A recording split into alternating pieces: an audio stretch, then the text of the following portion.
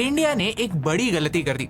दुनिया के सारे टेक लीडर्स को वो एक थर्ड वर्ल्ड कंट्री में लेकर आ गए और ये बात ना ही अमेरिका को पसंद आई ना ही चाइना को। इंडिया दुनिया का लार्जेस्ट एआई समिट होस्ट कर रहा है। एक यूनिवर्सिटी प्रोफेसर ने चाइनीज रोबोट डॉग को मीडिया के सामने दिखा दिया और ये बात इंटरनेट पर वायरल हो गई और फिर इंडिया की बेइज्जती होने लगी। जब एक टेक इवेंट में टेक को छोड़कर हेडलाइन ग्रैबिंग पर फोकस होता है तो यही होता है। ऑपोजिशन पार्टी के मेंबर्स भारत मंडपम में अपने टी शर्ट उतारकर प्रोटेस्ट करने लगे। फिर बाद में इन सो कॉल्ड प्रोटेस्टर्स को वहां के लोगों ने मार मार कर भगा दिया। डे 1 पर कई लोगों ने कंप्लेन की कि लाइंस लंबी थी, वाईफाई नहीं था। इनफैक्ट एक स्टार्टअप फाउंडर की महंगी चीजें वेन्यू के अंदर से चोरी भी हो गई थी। तो क्यों लोगों को मौका देते हैं हमें क्रिटिसाइज करने का? हम अचूक क्यों नहीं हो सकते? और इन सारी चीजों में मिस क्या होता है कि इस समिट में एक भी हुआ था, लेकिन इसके बारे में मुझे कोई न्यूज कोई अपडेट दिखी नहीं। इंडिया के साथ एक प्रॉब्लम है, हम अच्छे इंटेंशन से ही काफी खुश हो जाते हैं, लेकिन जब एग्जीक्यूशन की बात होती है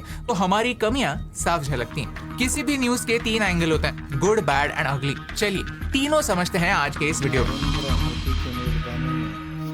16-20 को नई दिल्ली में होने वाली इंडिया दुनिया का लार्जेस्ट एआई समिट होस्ट कर रहा है। सैम ऑल्टमैन, सुंदर पिचाई, एंथ्रोपिक के डैरियो अमोडे, एआई की दुनिया के सबसे बड़े नाम न्यू दिल्ली के मंच पर एक साथ खड़े हैं। Adani, Ambani billions of dollars AI में इन्वेस्ट कर रहे हैं। ये सब देखकर लगता है इंडिया का फ्यूचर कितना टेक फ्रेंडली होने वाला है। यही इवेंट देखने के लिए आप इवेंट में पहुंचते हो और फिर पूछते हो, भाई साहब यहाँ पर वाईफाई अवेलेबल नहीं है। ये एक contrast India AI impact summit की कहानी है। इस समिट ने मुझे इंडिया के 2 साइड्स क्लियरली दिखा दिए। एक साइड वो है जो एम्बिशियस है, टैलेंटेड है, जेन्युइनली कुछ बिल्ड करना चाहता है, और दूसरा साइड बड़ी बड़ी बातें करता है लेकिन बेसिक से बेसिक चीजें एग्जीक्यूट नहीं कर पाता। हेडलाइन बनाने के चक्कर में देश का नाम खराब करता है। इंटरनेट पर देखो तो ओपिनियंस डिवाइडेड है। एक साइड इसे इंडिया का मास्टर स्ट्रोक बता रही है और दूसरी साइड इसे नेशनल शेम बता रही है। सच इन दोनों के बीच में कहीं है। आज मुझे 3 चीजें करनी है। 1, जहां क्रेडिट मिलना चाहिए वहां क्रेडिट देना है।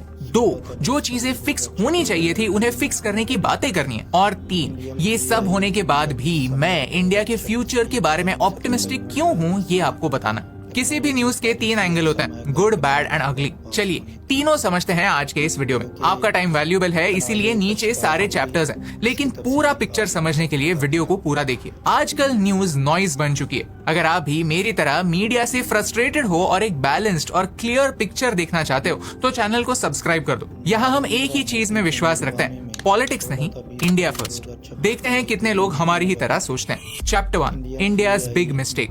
इंडिया ने एक बड़ी गलती कर दी। दुनिया के सारे टेक लीडर्स को वो एक थर्ड वर्ल्ड कंट्री में लेकर आ गए और ये बात ना ही अमेरिका को पसंद आई ना ही चाइना को। मतलब आग दोनों साइड लगा दी। अब इस आग के चटके हमें लगने ही वाले थे, क्योंकि आज तक हर ग्लोबल पावर गेट कीपिंग करती आई है। मतलब नॉलेज को अपने पास सीमित रखती है, बाहर जाने नहीं देती। अमेरिका ने कभी भी नॉलेज को एक्सेसिबल बनाने पर काम ही नहीं किया और चाइना में तो इंटरनेट भी बैन है। मानो इन दोनों सुपर पावर्स ने नॉलेज के आसपास एक फेंस बना दिया। इस फेंस को तोड़े बगैर इंडिया छोड़ो कोई भी देश अमेरिका और चाइना को टक्कर दे ही नहीं सकता।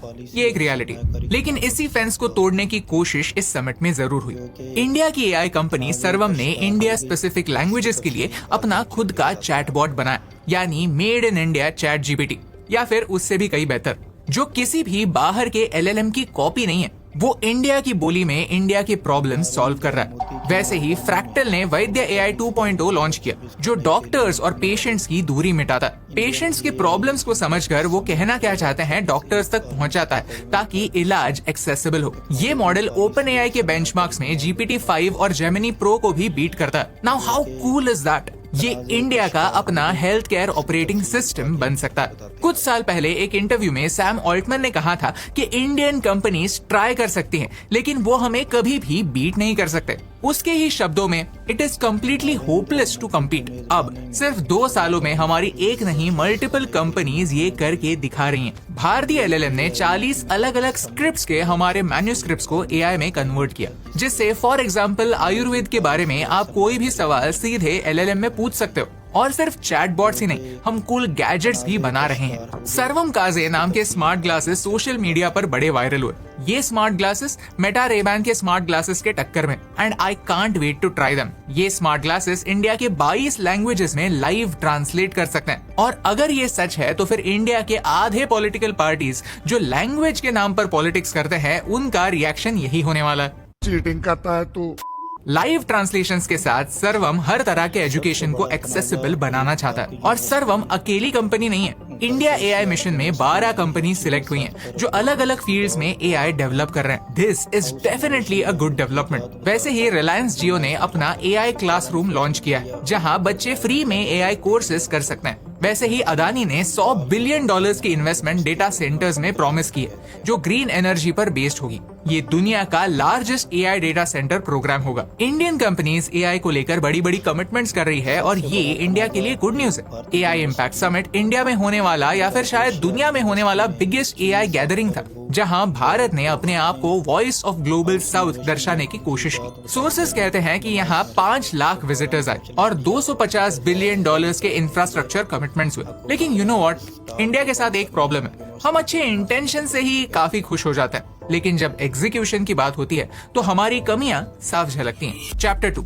Where India went wrong. Here's the thing, दुनिया आपको आपके नेक इंटेंशन से नहीं, आपके एक्शन से जज करती है। डे 1 पर कई लोगों ने कंप्लेन की कि लाइंस लंबी थी, वाईफाई नहीं था, लैपटॉप अंदर ले जाना अलाउड नहीं था, साइंस नहीं थे, वेन्यूज काफी दूर दूर थे, और इसी वजह से कई सेशंस मिस हो रहे थे। इनफैक्ट एक स्टार्टअप फाउंडर की महंगी चीजें वेन्यू के अंदर से चोरी भी हो गई थी। हालांकि वो 24 घंटों में रिकवर हुई, लेकिन इस बात की न्यूज बनाने का मौका इंटरनेशनल मीडिया आउटलेट्स ने नहीं छोड़ा।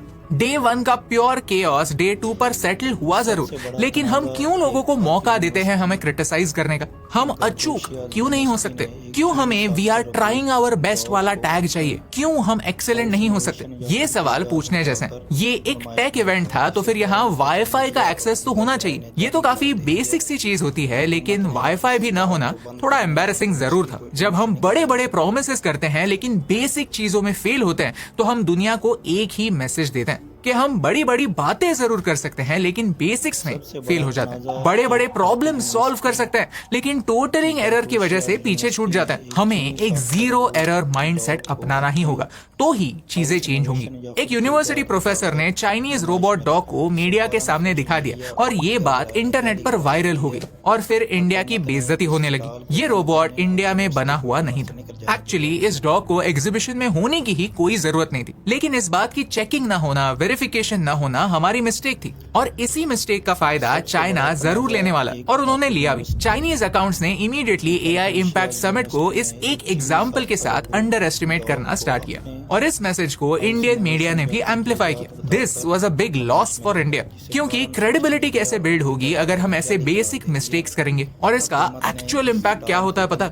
इम्पैक्ट ये होता है कि हमारे एक्चुअल अचीवमेंट्स छुप जाते हैं। आज मुझे इंडियंस को एक सवाल पूछना है कि एक यूनिवर्सिटी ने एक कंट्रोवर्शियल क्लेम किया कि चाइनीज रोबोट उन्होंने खुद डेवलप किया, और उन्हें उस बात का क्रिटिसिज्म भी मिला जो मिलना भी चाहिए। चलो मान लिया, लेकिन उसी तरह आईआईटी कानपुर के एक्सटेरा रोबोटिक्स ने अपने खुद के मेड इन इंडिया रोबोट्स भी दिखाए हैं। इनमें तो कोई डाउट्स नहीं है कि ये मेड इन इंडिया है। Just look at these videos. ये रोबोट्स कैसे ऑब्स्टिकल्स पार कर रहे हैं, सिर्फ फालतू के स्टंट्स नहीं कर रहे हैं, बल्कि एक्चुअल डिफिकल्ट टेरेन में जा रहे हैं, ऑब्स्टिकल को सेंस कर रहे हैं और उन्हें पार भी कर रहे हैं। इनके यूज केसेस अनगिनत हैं, लेकिन इन्हें एनकरेजमेंट कौन देगा? इन्हें सपोर्ट कौन करेगा? इस रोबोडॉग परम को देखिए, ये ना ही असेंबल हुआ है और ना ही चाइना से खरीदा गया है। ये मेड इन इंडिया रोबोट ही है, और बहुत ज्यादा इम्प्रेसिव भी। सिर्फ और सिर्फ चाइना में रोबोट्स नहीं बनते, इंडिया भी रोबोट्स बनाता है, ये एक सच्चाई। लेकिन क्या ये बातें आप तक पहुंची?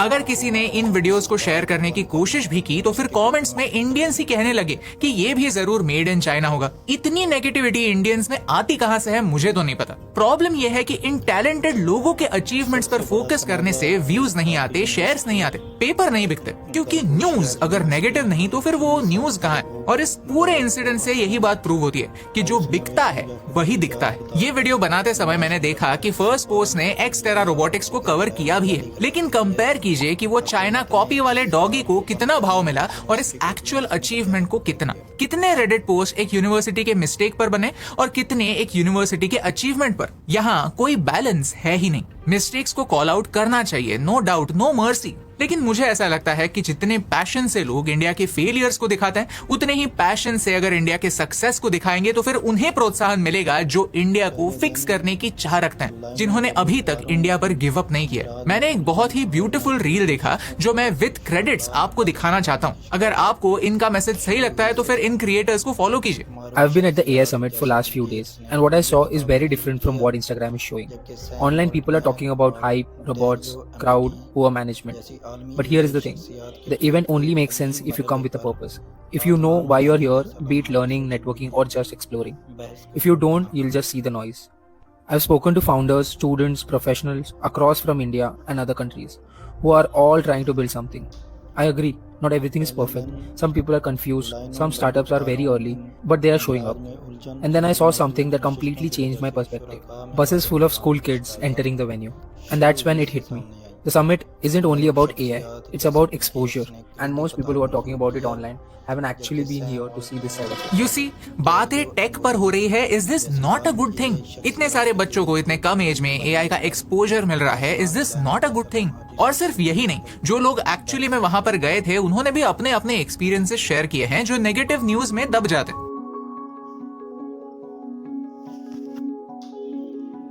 पहले दिन लाइनों, लंबी कतारों, इंदराज में उलझन और महदूद नशिस्तों की वजह से शुरका में बद इंतजामी की शिकायत शुरू ही से सामने आई। मारूफ शख्सियात जैसे AI कैसा होना चाहिए? AI वो होना चाहिए जो एक्चुअल ह्यूमन प्रॉब्लम सॉल्व कर पाए, सिर्फ ऑनलाइन प्रॉब्लम्स नहीं, ऑफलाइन प्रॉब्लम्स भी। Listen to this. Here's an Indian brand that we should be proud of. Not this.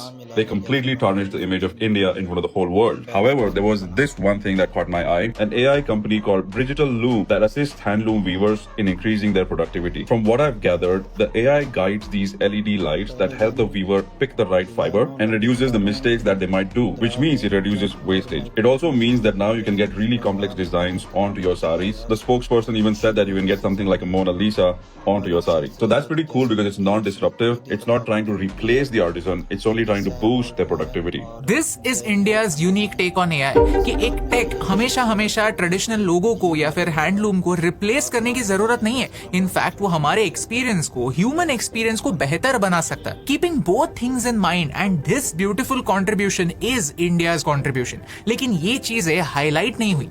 That is the bad thing. Negative news में ये सारी चीजें दब जाना, that is the sad part. There is a lot to be excited about and there is a lot to learn.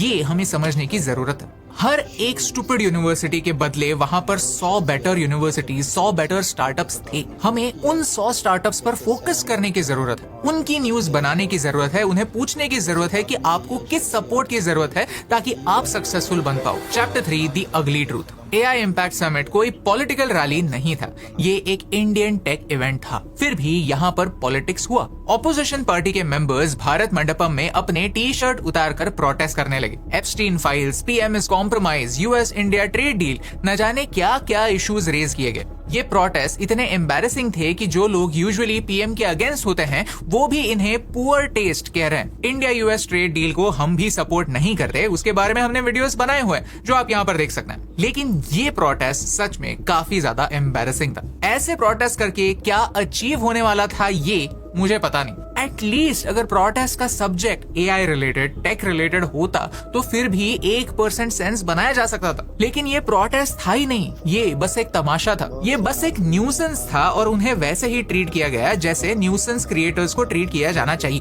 ये वो back benchers थे जिनको पढ़ाई में बिल्कुल इंटरेस्ट नहीं है, सिर्फ रक्स करना है। Literally that was the attitude. ताकि मैं तो पढ़ाई करूंगा ही नहीं और बाकी भी किसी को पढ़ाई नहीं करने दूंगा। मैं प्रोग्रेस करूंगा ही नहीं, बाकी भी किसी को प्रोग्रेस नहीं करने दूंगा। खुद का टाइम तो वेस्ट करूंगा ही, बाकी लोगों का भी टाइम वेस्ट करूंगा। फिर बाद में इन सो कॉल्ड प्रोटेस्टर्स को वहां के लोगों ने मार मार कर भगा दिया। You see, political attacks political होने चाहिए। अगर आपको पीएम मोदी से प्रॉब्लम है तो फिर पीएम मोदी से प्रॉब्लम हो सकता है और इन्हें क्रिटिसाइज किया जाना भी चाहिए। लेकिन ऐसे मंच पर जब आप ग्लोबल मीडिया के सामने ऐसे प्रदर्शन करते हो तो आपको क्या लगता है? क्या आप बड़े सोफिस्टिकेटेड लगते हो? ये नाटक करके आप आपके खुद के पैरों पर कुल्हाड़ी मार रहे हो। एक डेमोक्रेसी में प्रोटेस्ट के लिए जगह होनी चाहिए, लेकिन सर्कस के लिए नहीं। जब आप एक टेक प्लेटफॉर्म को सर्कस में कन्वर्ट करते हो तो फिर आप गवर्नमेंट को एम्बैरेस नहीं करते, आप अपने आप को एम्बैरेस करते हो। आप इंडिया को एम्बैरेस करते हो। इंटरनेशनल विजिटर्स को, इंटरनेशनल मीडिया को कोई भी पार्टी वगैरह नहीं समझती, उन्हें बस केओस दिखता है, ड्रामा दिखता है। एंड दिस वाज अगली।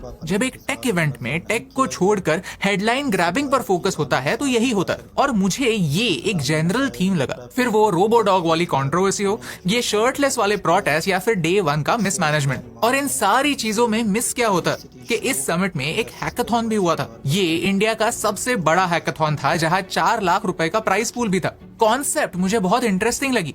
2 से 4 जन की टीम होगी जिन्हें एक प्रॉब्लम स्टेटमेंट दिया जाएगा, इंडिया का साइबर फ्रॉड क्राइसिस सॉल्व करो। इंडिया में 5 लाख से ज्यादा स्कैम कॉल्स होते हैं और 60 करोड़ हर दिन इंडिया लूज करता है। ऐसे स्कैम कॉल्स को डिटेक्ट करके, एनालाइज करके यूजर को रियल टाइम में अलर्ट देने का कोई सिस्टम बनाओ, ये उनका टास्क था। दूसरा चैलेंज था एक हनी पॉट सिस्टम बनाओ जो स्कैमर्स का टाइम वेस्ट करे, यानी स्कैमर को ही स्कैम करो। अगर स्कैमर एक फेक यूजर को स्कैम करने में व्यस्त है तो फिर रियल यूजर सेफ रहेंगे। नाउ थिंक अबाउट इट, कितने सारे लोगों ने, कितने सारे टेक के जीनियसेस ने यहाँ पर अपने अपने आइडियाज लगाए होंगे। कुछ आइडियाज अच्छे होंगे, कुछ आइडियाज अच्छे नहीं होंगे, लेकिन आज साइबर फ्रॉड एक इतना सीरियस सब्जेक्ट है कि अगर इनमें से 1-2 आइडियाज भी काम कर जाए तो इससे इंडियंस का कितना ज्यादा फायदा होगा। ये सारे इंडिया के एक्चुअल प्रॉब्लम्स हैं जिन्हें सॉल्व करने के लिए 4 लाख लोगों ने पार्टिसिपेट किया था। ये इंडिया का ऑप्टिमिज्म है जिसको मैं सलाम करता हूँ। लेकिन इसके बारे में मुझे कोई न्यूज, कोई अपडेट दिखी नहीं, क्योंकि अगर किसी ने इसको कवर किया भी है तो फिर ये सारा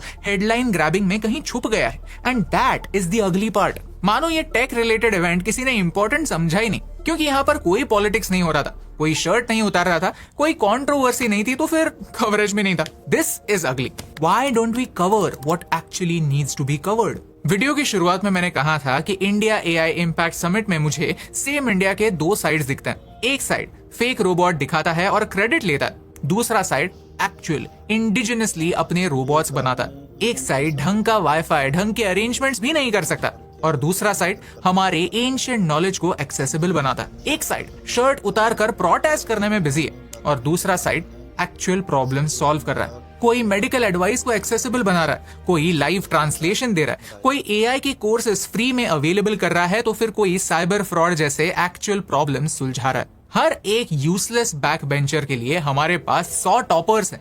this is the positive part. This is what makes me optimistic about India's future. ये सारी बातें एक साथ एक इंडिया में होती हैं। अब सवाल आपसे है कि जितने पैशन से आप इंडिया के फेलियर शेयर करते हो, क्या उतने ही पैशन से आप उन्हें सपोर्ट करोगे जो सॉल्यूशंस पर काम करते हैं, जो 1% ही क्यों ना हो इंडिया को बेहतर बनाते हैं? अगर आपका जवाब हाँ है तो प्लीज इस वीडियो को शेयर कीजिए। एंड आई एम श्योर कि मैंने बहुत सारे टेक अपडेट्स मिस कर दिए होंगे। कमेंट्स में कॉन्वर्सेशन जारी रखिए। आपको कौन सी बातें एक्साइट करती हैं मुझे बताइए, क्योंकि इंडिया का गुड, बैड एंड अगली आपको दिखाने से मुझे फर्क पड़ता है।